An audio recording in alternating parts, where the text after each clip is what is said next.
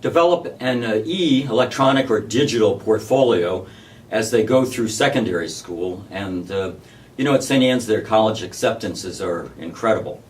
There's a private school in the Philadelphia area in Chestnut Hill called SCH, and they've developed a Center for Entrepreneurial Leadership, and it's fabulous. I mean, they use Google 3D SketchUp, they're exploring 3D printing, and importantly, they try to inculcate at the 9th through 12th grade years some of these ideas of how to be entrepreneurial, some of the 7 survival skill sets. Let's move on to colleges. Olin Engineering in Massachusetts has kind of a total team collaborative approach. A very interesting experiment going on at an engineering college. I want to call out Wesleyan University in Connecticut. A disclaimer here, I have a sophomore there who is math and pre-med, and I have one on the way there. They're both squash players, and they love the school. And one of the things they love about it, as Daniel, my sophomore, says, is even though he's a math major and a pre-med, he's got, like on the squash team, he's got his friend Jeff, who's an incredible musician, and the synergy between so much of the artwork, music, theater, performing, television, and on the other side, the science, math, chemistry, and so forth. Wesleyan also really upped their number of STEM majors, partially under Joe Bruno's leadership when he was, I think he was vice president or provost maybe. In any event, so, and then of course there's Yale and Stanford's design and technology centers. Stanford's virtual lab, this new virtual lab is amazing. They're studying, among other things, reality mining and software. You talk about leaving a digital footprint. Even when you're in a second life world using an avatar or a doppelganger, this reality mining software can size up your expressions, can watch your face for a few minutes or maybe less, and know an unbelievable amount of things about you. It's pretty scary on one hand, but a technological application for it is already being considered, for example, in industrial accidents, where and in cars, where through simulators they watch people before they are in a crash on a simulator.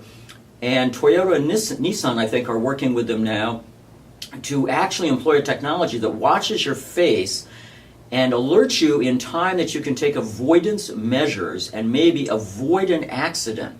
Fascinating stuff, this reality mining, again, coming out of the intersection between art, science. That's where the future really is going to reside. And you might want to think about that when you look around for a college. In conclusion, I'm looking down at I'm getting a tweet. A friend of mine knew I was going to be taping today. That's funny, it would come in now. At 99 Spring, now don't get upset, my photo is of my standard poodle, Nala, with reading glasses on because Nala is very intellectual. But I use that in part because of my qualms, concerns about facial recognition, and I use it to make a point when I speak on cyber safety and social media. That's also my Facebook photo. So, and now, animal activists, please don't come after me just because I use my standard poodle's photo on Twitter and Facebook. But the point here in this tweet, and it's a good one, he says, ask about, talk about pedagogy. Look, at Yale even, and I've discussed this with President Levin a little bit, when he came to Yale to talk to the Yale Club, we actually had a group of us had a chat about it. The curriculums are, of course, incredibly current at top schools like Yale, but the pedagogy, I mean, the science that I took, the introductory science courses, over 40 years ago, well, yeah, because I was a freshman, they're being taught largely the same. Now, how do you attract STEM majors when you're teaching with a pedagogy that is almost identical to one used 40 years ago, as opposed to some of the developments in pedagogy and how they're being used, for example, in art and design classes? So I think it's incumbent upon some of our top schools, really, to examine carefully and start using some really more innovative ideas in terms of your pedagogy. For example, try some flipped classroom ideas. Why should a student at Yale taking an introductory science course go to an hour class and listen to a lecture? Why shouldn't they see that? Why shouldn't that be the homework? Why shouldn't they see that the night before, go to the classroom, and get the benefit of the intellectual capital of the professor in a more engaging, interactive way? Enough on that. Now, what can you do? So, you're concerned. Yeah, that's right. 23% of recent grads are unemployed. Another 22% or so are underemployed, even from top schools, especially if you're a non-STEM major. But there's some real steps you can do. First of all, I really think it's incumbent that you nurture your own creativity. Remain curious, use your imagination. When I say nurture it, I mean plan it. Take downtime. When I was running the 2 internet companies that I co-founded, we had a rule that at least every 2 weeks, if not once a week, we would take part of a day entirely off to brainstorm, to be by ourselves, to do whatever it is that re-energized, I can't speak, our creativity. A second thing is you really have to take ownership of your education. A lot of schools are getting it right in so many ways, but you need to have an advertent, intentful approach to the way you're going to educate yourself and the skill sets you're going to acquire. If I were you, I'd focus on the kinds of skill sets we're talking about today. You know what? Get over it. You need to learn math and some technology.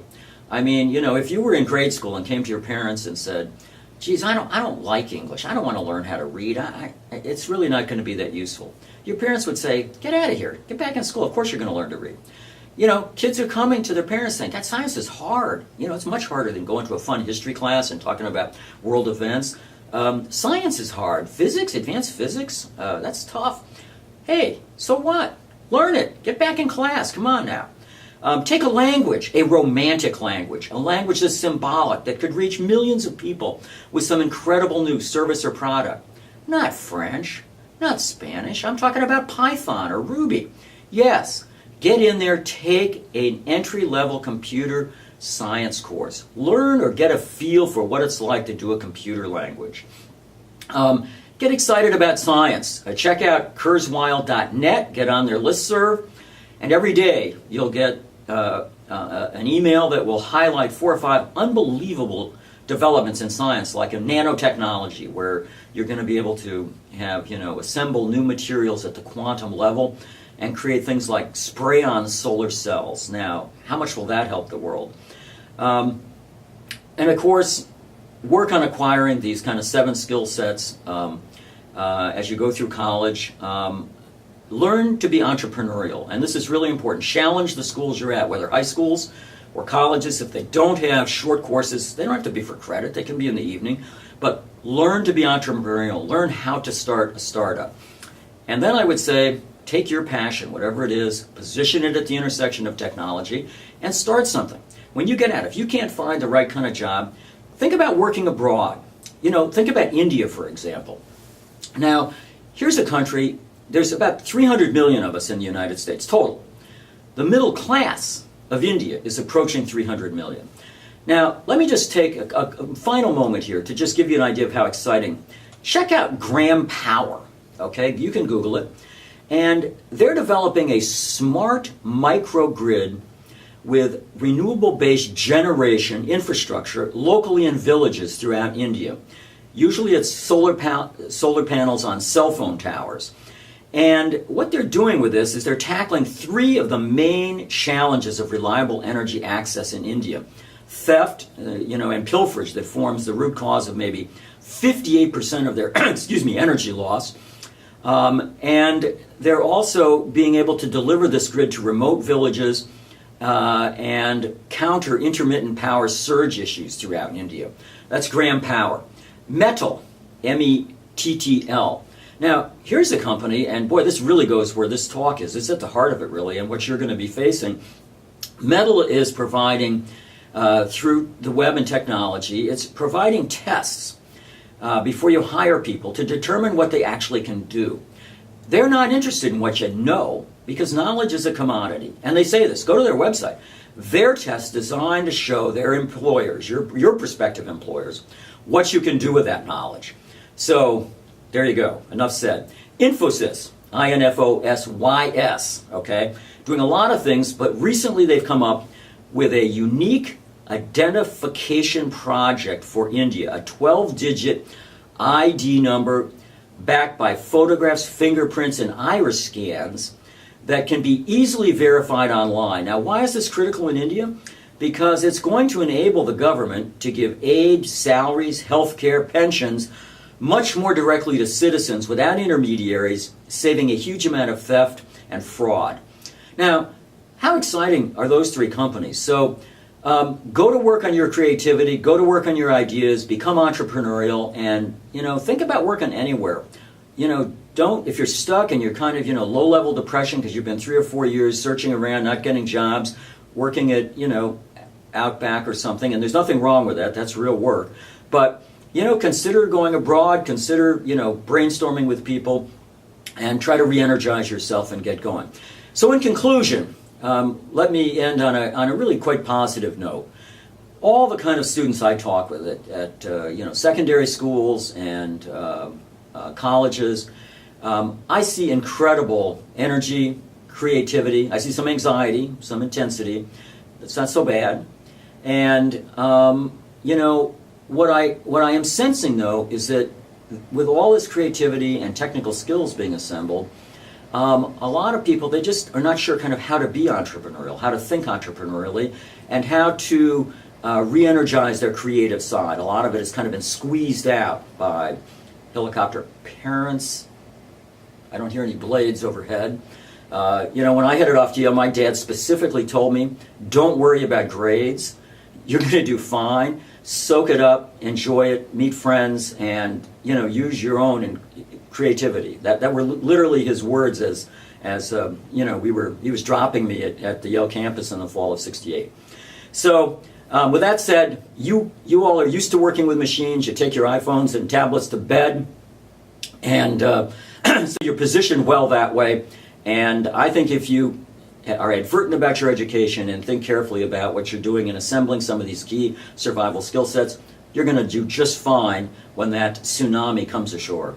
Thanks for watching.